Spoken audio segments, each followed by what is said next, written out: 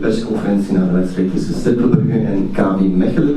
We waren vanavond met 3914 toeschouwers, maar we starten traditiegetrouw met de analyse van de beide coaches. Ik nodig meneer Franken thuis om daarmee te beginnen. Dank u wel. Mijn analyse, proficiat aan mijn collega. Mijn analyse is dat het moeilijk is om een wedstrijd te winnen als je start met 2-0 achterstand. Dus ik ben heel ontgoocheld in de manier waarop de wedstrijd gestart zijn. Ik heb het al gezien. En als je niet mentaal klaar bent om in een wedstrijd te stappen, dan wordt het ook heel moeilijk om die klik te maken en om er terug wel in te stappen. Dat was niet gemakkelijk en ja, dat is toch wel ontgoochelend. En dan binnen het kwartier maak je nog de aansluitingstreffer, dus dat geeft je wel hoop. En, ja, in de eerste helft was het gewoon over het algemeen te veel jongens die niet op het niveau waren dat ze normaal zouden moeten zijn. De tweede helft was het dan beter, we hadden ook laten zien dat de ruimtes er wel degelijk waren, maar dat we iedere keer te lateraal voetbal in de eerste helft, waardoor je niet tot fatsoenlijke kansen kwam. Dat hebben ze de tweede helft wel beter gedaan, de ruimtes beter gevonden, door de pressing gespeeld van hen. Dus, en ze hebben blijven zoeken naar het doelpunt. En dan krijg je dat ook. En dat is natuurlijk heel jammer dat je dan terug de ruimtes een beetje weggeeft in een drive om er nog proberen over te gaan en te veel ruimtes weggeeft, waardoor ze natuurlijk met een schitterend doelpunt, waardoor ze nog altijd de winst pakken, waar ze nog de 2-3 doormaken, dus, of de 3-2 doormaken.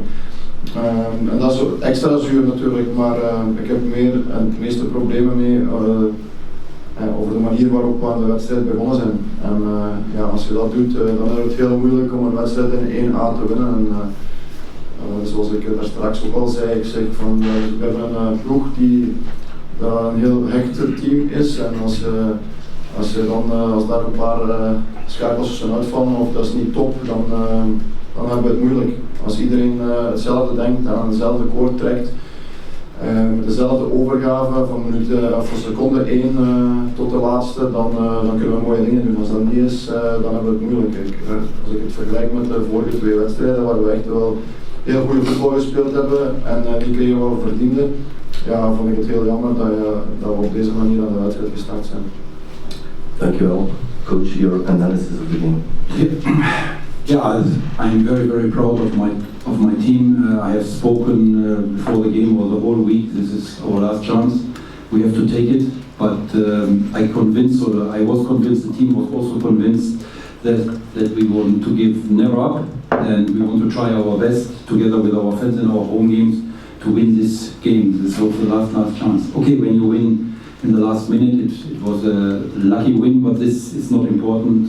It counts today only the 3 points, that we show everybody that we're still alive, and we have the chance in the next 5 games to make the distance smaller and smaller and smaller, and maybe we can make the miracle true. But we work very hard. I'm very proud of the team that they continue in this way. Also this week was not easy to prepare the team. Mechelen has a very good football playing team, and we showed this in the whole 90 minutes.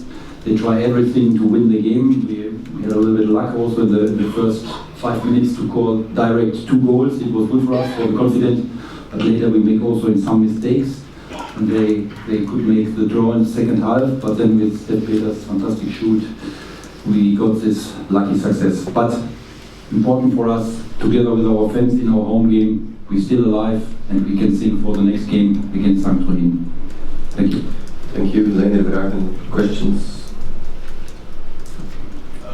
Kon Joachim van Hal nog geen 90 minuten aan of wou je misschien sparen voor later in de week, omdat we een drukke week hebben?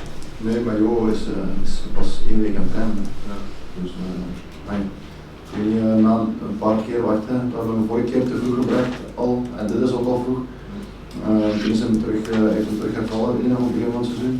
En nu weer ook opnieuw, dus het was zelfs een risico vond ik om ons zo vroeg al te brengen. Eigenlijk überhaupt een minuut te geven of mee te pakken op de bank.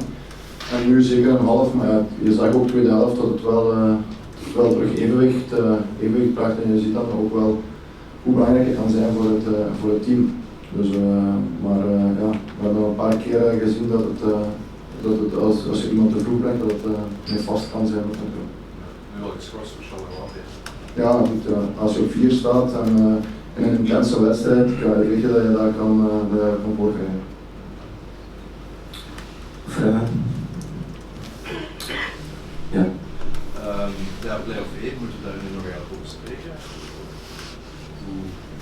Dan moet jij weten als je daarover wil spreken. Het woord is niet gevallen in uw discours. Het is natuurlijk wel... Is het een voordeel van de vorige wedstrijd? Daar werd ook wel over gepraat. Bij mij? De persconferentie? Nee. Dat was het. Nee, goed, ik denk dat wij überhaupt op het hele seizoen, op basis van het hele seizoen al sowieso een goed seizoen maken. Los van de wedstrijd van vandaag, want daar heb ik zojuist al uitgelegd. Dus we staan zeker en vast verdiend waar we staan. Zeker als je ook de 2 laatste wedstrijden terug bekijkt, of de 2 na nieuwjaar, dan staat er wel iets tegenover. Maar inderdaad, ik heb gezegd begin toen de winterstop zal ik zeggen, heb ik gezegd dat de 3 eerste wedstrijden belangrijk gingen zijn voor de rest van het seizoen. En dus nu moet je inderdaad niet praten over play-off 1, zeker niet na zo'n wedstrijd, als je zo gestart bent aan een wedstrijd, als je zo iedere wedstrijd start, dan kun je over alles een kruis maken. Dus ik kan vast niet praten en heel nederig zijn, denk ik, en met de voet op de grond blijven en vechten en dan voor iedere match gaan. En zoals wij eigenlijk gestart zijn aan het seizoen en zo moet je blijven verder doen. Maar dat hebben we iedere keer al verkondigd, maar natuurlijk, jullie maken daar ook wel iets van natuurlijk. Coach, what was your feeling when it was 2-2? When you thought it's over or No. No? What I did, I put another striker in. We want to win the game. It was a pity that again we lose the points what we have in our end. But I try everything. I go big risk now, and the team deserve it to win the 3 points. A little bit lucky, but what happened in the past, we had also luck, but on the other side. You said the football gods didn't take your side, the side of Cercle in the last weeks. Do you have the impression that this game has maybe changed the luck? We have to work very hard for the luck further. Yeah, we don't reach our goal, but we are in a good way. And I think these 3 points gives the team a lot of confidence now for the next games. Yeah, and they know we can reach our goal and we try our best further. Oké. Goedenavond, dank u.